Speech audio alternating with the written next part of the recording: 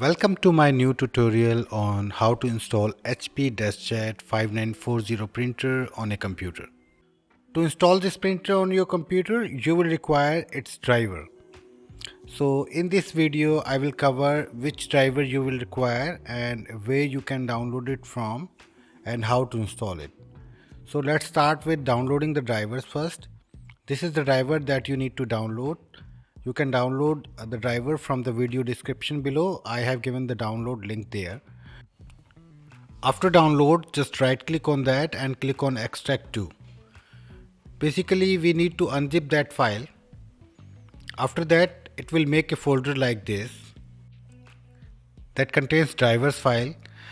You can close it for now. Remember the location of this folder, we will use it later. So let's start it manually. So click on start button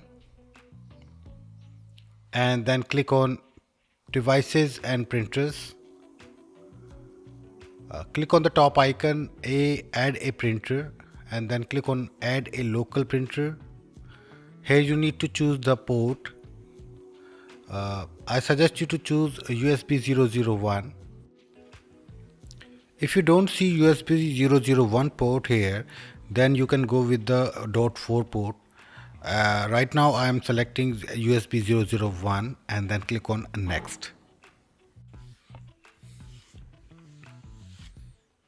After that, click on have disk and click on browse and choose the location where we have extracted the drivers file. Go to the desktop and go to this folder and choose the driver file, this one, auto run, and click on open and click on OK, and then choose this file, driver file, and then click on next.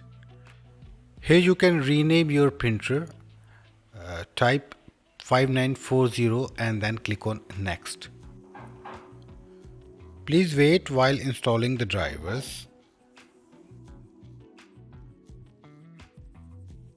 After that, choose the first option, do not share this printer, and then click on next. And then choose the option set the default printer and then click on finish.